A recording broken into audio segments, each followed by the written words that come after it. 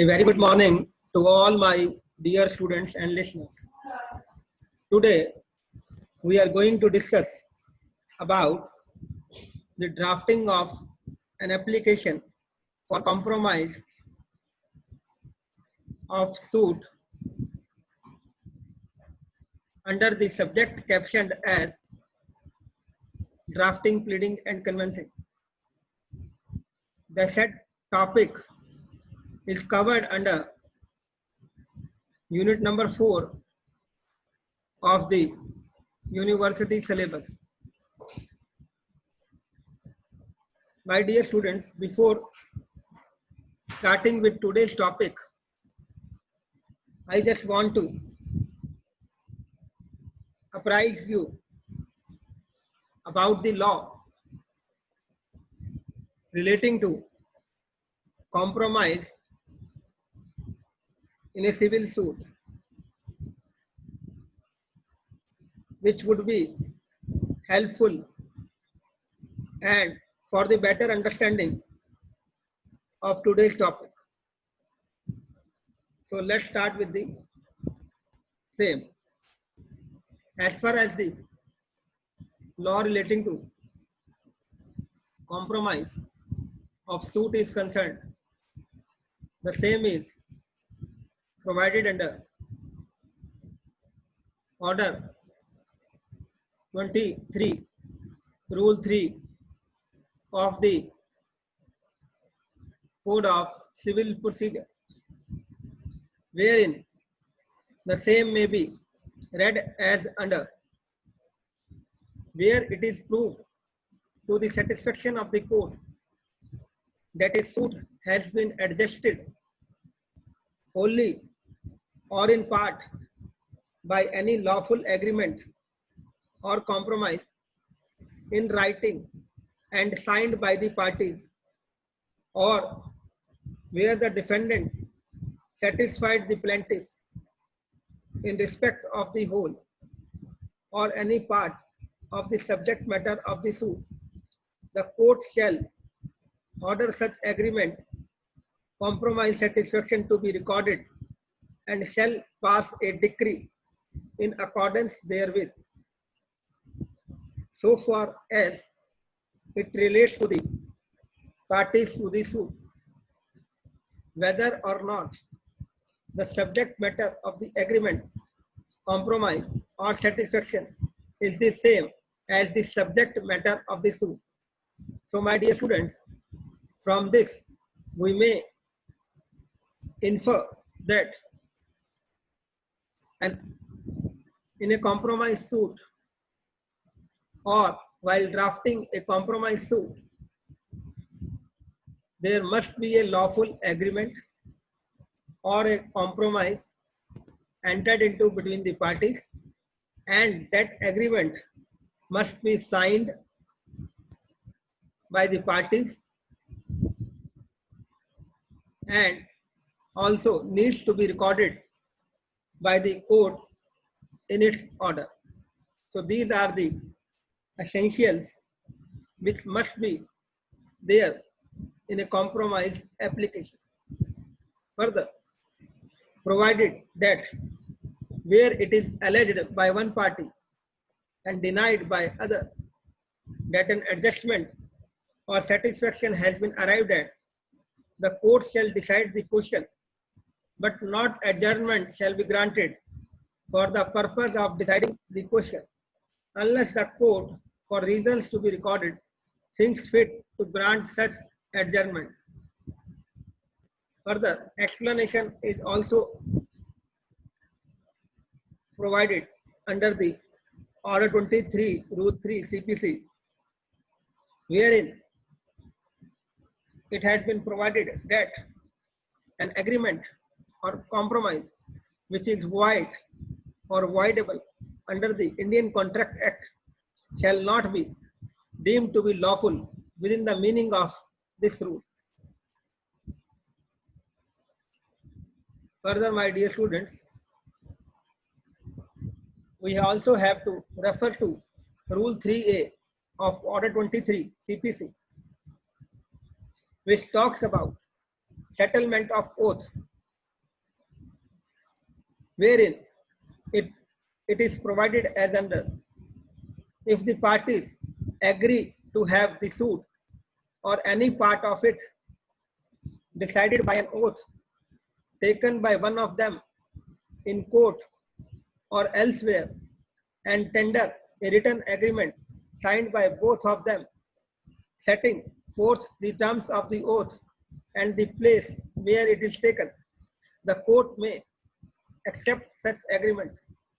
After the oath has been taken in the manner proposed, the court shall decide the case in terms of the agreement.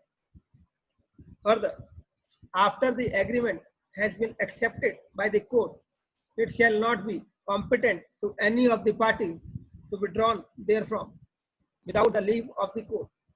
If any party withdraws or refuses to take the oath without lawful excuse, the court may decide the case against him or pass such order as it deems proper. Further, it also provides that no suit shall lie to set aside a decree on the ground that the compromise on which the decree is based was not lawful.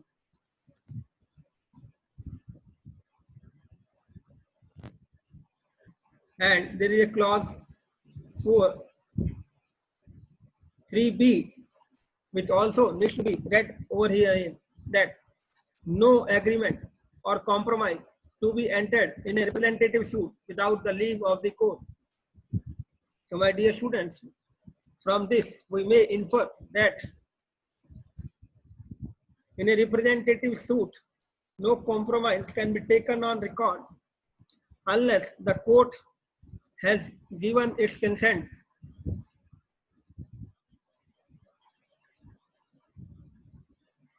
To take the same on record. Further, it says, no agreement or compromise in a representative suit shall be entered into without the leave of the court expressly recorded in the proceeding, and any such agreement or compromise entered into without the leave of the court so recorded shall be void. So from this, we may further infer that if any agreement or compromise has been entered into without the requisite permission of the court of law regarding compromise, then such agreement or compromise would be treated as void in the eye of law. Before granting such leave, the court shall give notice in such manner as it may think fit to such persons as may appear to it to be interested in the suit, meaning thereby notice opportunity of being heard as contemplated under the admin law, whereby the principle of opportunity of being heard, that is audi alteram partem, needs to be adhered to. And if the court does not adhere to the principles of natural justice, that is with regard to audi alteram partem, then the decree, if passed by the court, may be challenged in the court of law, that is before the higher authorities or the higher courts, as the case may be. Further, as far as the meaning of representative suit is concerned, explanation to Order 23, Rule 3b provides that representative suit means a suit under Section 91 or 92 of the Code of Civil Procedure. Further, it also provides a suit under Order 8 or Order 1, Rule 8 CPC.